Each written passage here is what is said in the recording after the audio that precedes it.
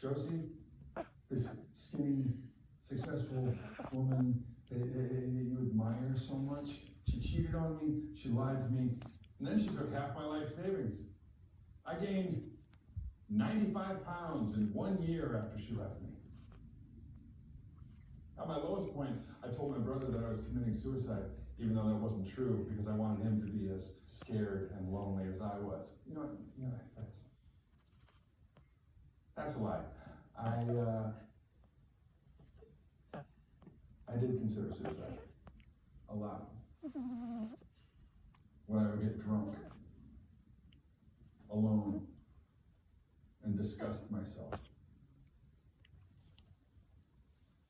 So you haven't cornered the market on problems, Dave.